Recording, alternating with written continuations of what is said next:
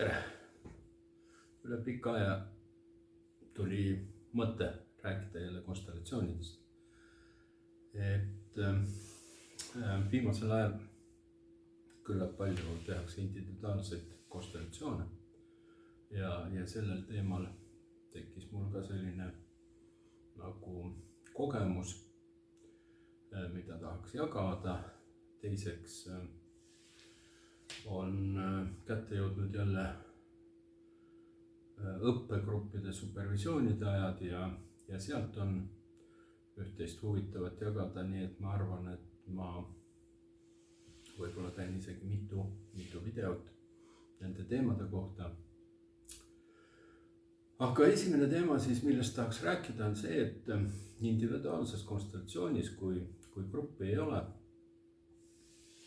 ja me viime läbi intervjuu, võimalik, et paneme ka midagi kirja, siis võib tekkida selline olukord, et näiteks uurides seal suguvõsa emaliini, tekib konstellööril mitu sellist hüpoteesi, et mis võiks olla siis probleemiks või takistuseks kliendil nagu oma eludel käimisel. Ja nii juhtus ka minul ükskord, et vähemalt 5 põhjust oli näiteks minna emaliini. Ja paar küsimust sai esitatud ka isaliini kohta. Aga kuna isaliiniga olid suhted normaalsed, siis algselt sinna nagu jäi vaatamata. Aga kahtlus jäi, et kas ikka saab nii olla. Ja siis individuaalses ka me paneme energeetiliselt siin laua peal väljal olevad figuurid võib-olla põrandale ja läksin katsetama siis energeetiliselt seda, mis toimub ja terve see küsimuse teema täie hooga liikus isaliini, isa energia suunas. Ja mis on siis oluline, et intervjuust et kui me intervjuus kõiki pooli võrdselt tähtsaks ei pea, siis võime natuke eksida või siis võime ekslikult arvata, et kliendi põhiteema ongi see, mis tegelikult füüsilises elus on tal hästi ma ei tea, hingelähedane ja millega ta võib-olla on palju tegelenud, millega on elus kokku puutunud.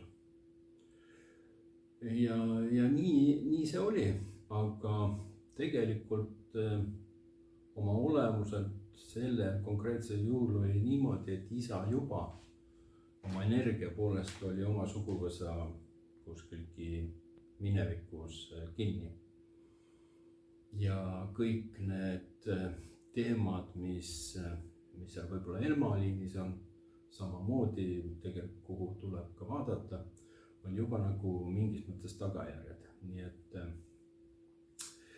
ja tähelepanuväärne on veel see, et ega kliendid ei tea ju, mis on olulise, mis ei ole olulise, võib-olla ei oska seostada ka neid teemasid.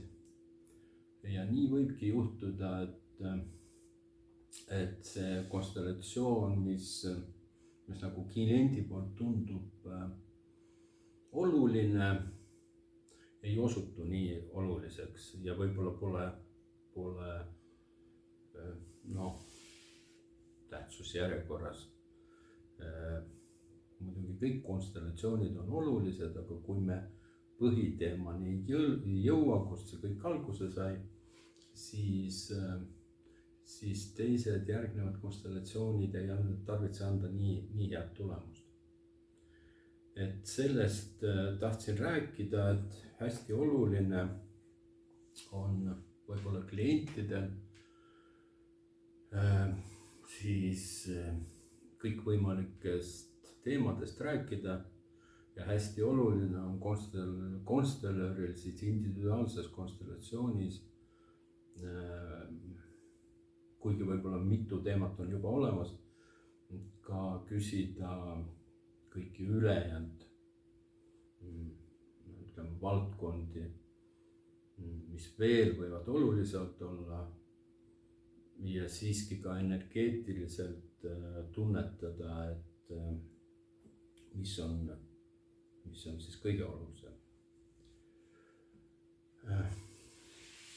Supervisioonide koha pealt ma jätkan järgmises videos. Nii et kõigile edu ja kordaminekuid soovides. Aitäh!